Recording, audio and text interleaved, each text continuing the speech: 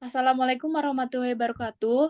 Di sini kami akan mempresentasikan materi yang berjudul Hak Asasi Manusia atau HAM yang sudah kami pilih dari beberapa materi yang sudah ada di Kulino.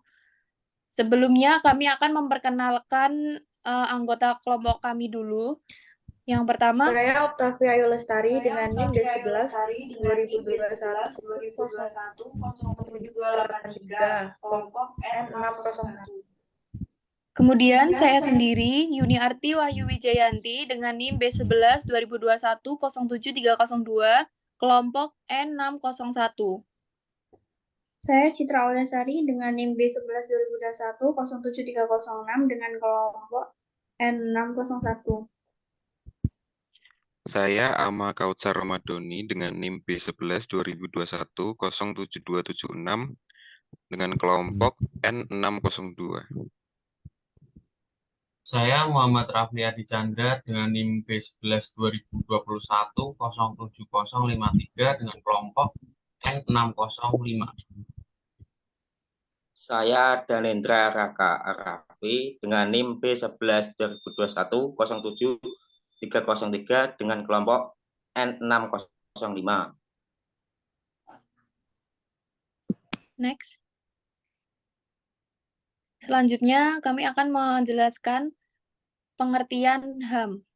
Secara umum, yaitu dapat diartikan sebagai hak asasi manusia di mana setiap orang memiliki kebebasan fundamental tanpa memandang asal kebangsaan, bahasa, ras, jenis kelamin, etnis, dan agama.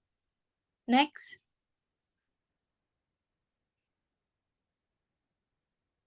Kemudian,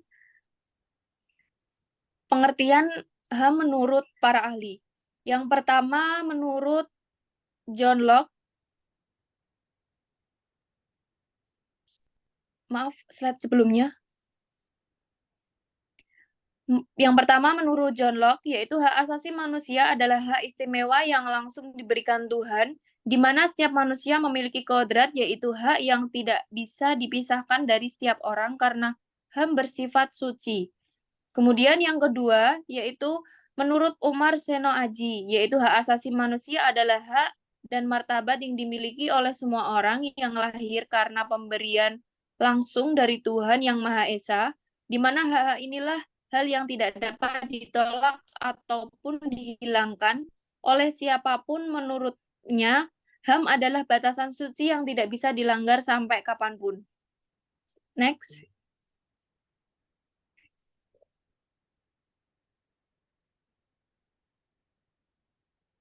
Kemudian menurut Komnas HAM memiliki banyak bidang, tidak hanya di bidang politik, sipil saja, tetapi juga di sosial, budaya, dan ekonomi, di mana HAM tidak sekedar digunakan untuk kepentingan individu saja, barang siapa HAM digunakan untuk kepentingan individu karena bisa jadi melanggar hak asasi manusia yang lain. Maka munculnya HAM yang digunakan untuk solidaritas kepada kaum yang lemah. Kemudian menurut UU nomor 39 tahun 1999 menyatakan bahwa HAM sebagai perangkat hak yang telah ada dalam diri manusia sejak lahir sebagai bentuk anugerah dari Tuhan Yang Maha Esa, yang mana hak asasi manusia sangat dijunjung tinggi, dilindungi, dihormati, dan dihargai tidak hanya untuk individual tetapi juga oleh negara dan pemerintah. Kesimpulannya, dari beberapa pendapat di atas, dapat dibuat kesimpulan bahwasanya HAM adalah hak yang dimiliki oleh setiap orang agar menjadi pribadi yang lebih baik, di mana hak asasi manusia sebagai sarana untuk memaksimalkan diri sendiri terkait pertahanan kehidupan. Selanjutnya akan disampaikan oleh Ama.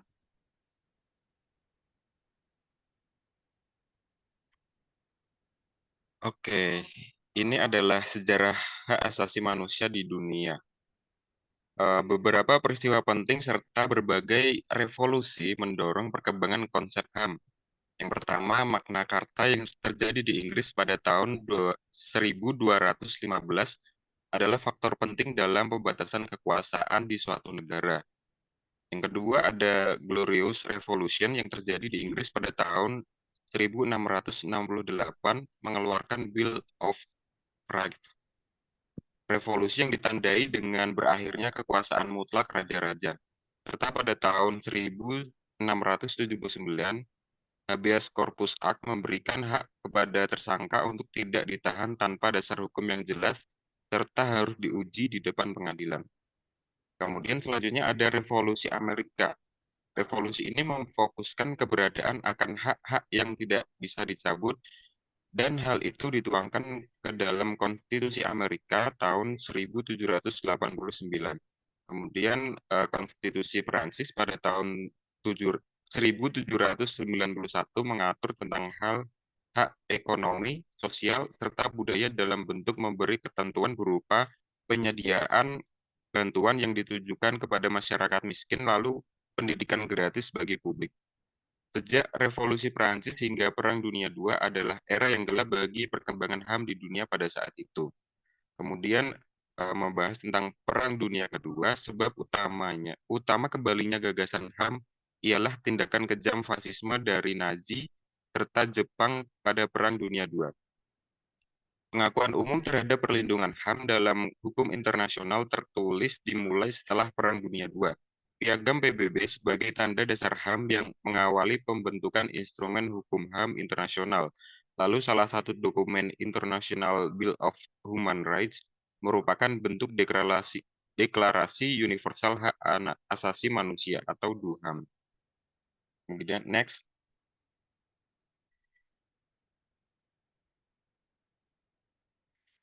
Kemudian ini adalah sejarah HAM pertama di Indonesia, yaitu yang dilakukan oleh Raden Ajeng Kartini. Perjuangan HAM di Indonesia pertama kali dilakukan pada masa pra-kemerdekaan, di mana Raden Ajeng Kartini 40 tahun sebelum Indonesia merdeka.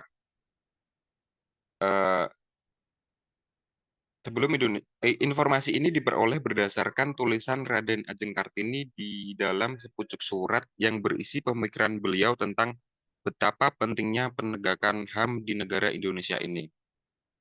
Oke, kemudian selanjutnya dilanjutkan oleh teman saya, Citra.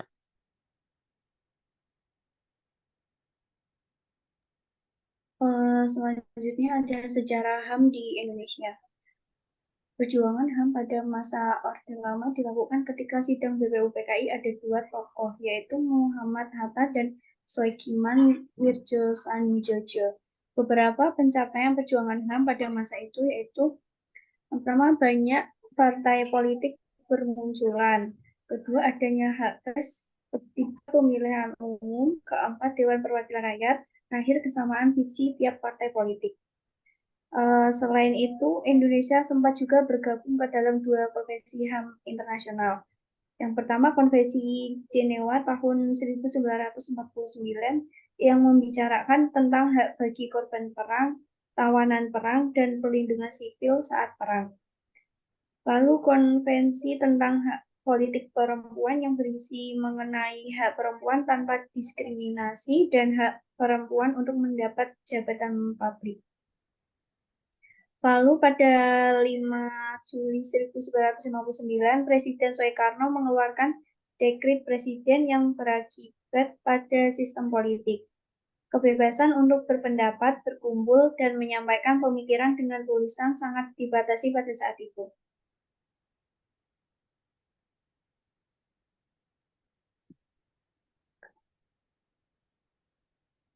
Sejarah HAM di Indonesia. Pada masa Orde Baru, HAM dianggap sebagai pemikiran Barat yang penerapannya harus dibatasi. Penyebabnya, HAM adalah pemikiran Barat. Rakyat mengetahui HAM dari UUD 1945. HAM dianggap sebagai senjata oleh Barat. Banyak kasus pelanggaran HAM di Indonesia keikutsertaan konvensi di dunia. Memasuki masa reformasi, HAM berkembang dengan cukup pesat, dengan bukti lahirnya TAP MPR nomor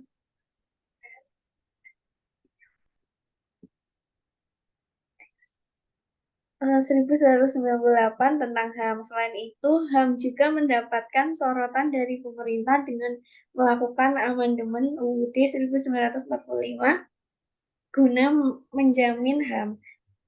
Kemudian ditetapkannya Undang-Undang Nomor 39 Tahun 1999 yang membahas tentang hak asasi manusia. Selanjutnya akan dibaca oleh teman saya. Kategori HAM. Ada 8 kategori atas HAM yang mendasar sebagaimana dimuat dalam Undang-Undang HAM. Yang pertama yaitu hak untuk hidup, yang kedua hak berkeluarga, yang ketiga hak mengembangkan diri, yang keempat hak memperoleh keadilan, yang kelima hak atas kebebasan pribadi, yang keenam hak atas rasa aman, 7 hak atas kesejahteraan, yang ke-8 hak turut serta dalam pemerintahan. Next.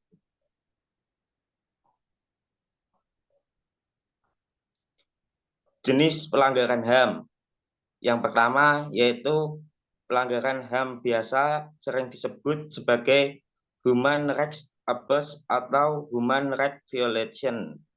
Yang kedua, pelanggaran HAM berat yang dikualifikasikan sebagai kejahatan sangat serius atau the most serious crime. Selanjutnya akan dibacakan teman saya.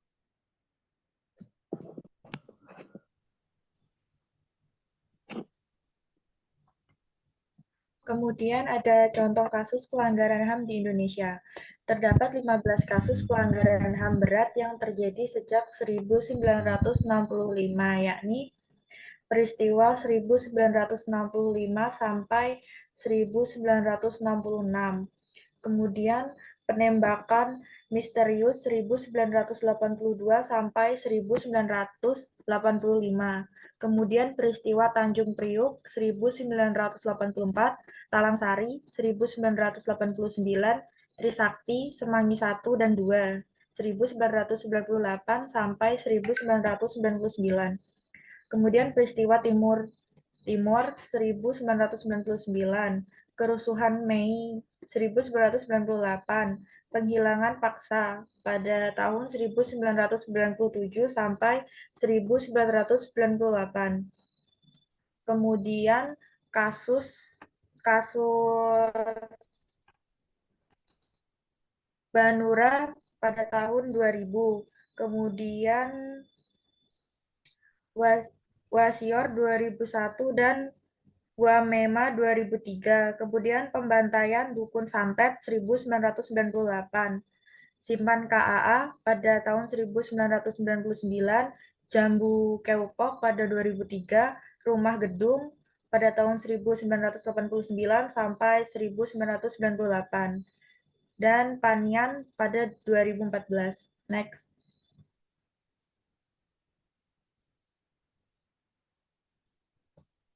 Next. Kemudian upaya.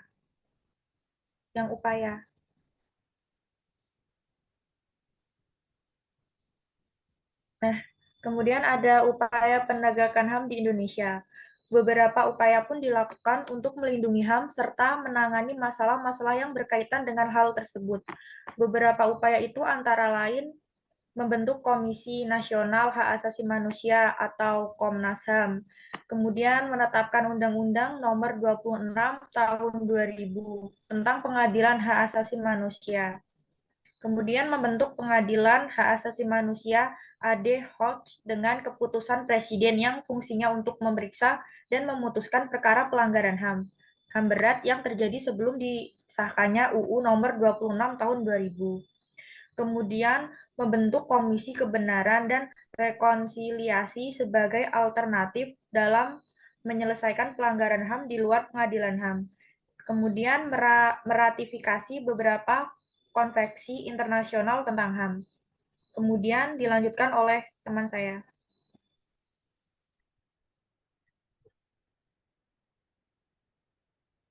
Dan selanjutnya ada faktor penghambat penegakan HAM di Indonesia. Terdapat beberapa faktor penghambat dalam penegakan HAM, yaitu antara lain: 1. Kondisi Polexos HAM di Indonesia. Dan kedua, ada faktor komunikasi dan informasi, keakuratan serta kebenaran informasi dan komunikasi. Ketiga, ada kebijakan kepemerintahan.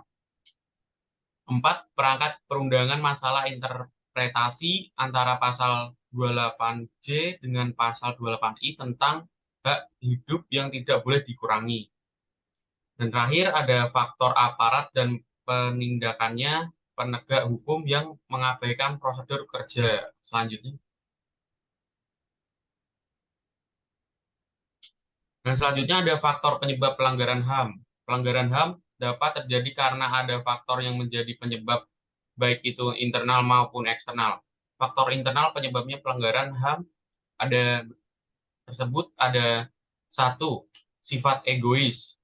2, sifat individualis. Ketiga, kondisi psikologis pelaku. 4, intoleransi. 5, pendendam.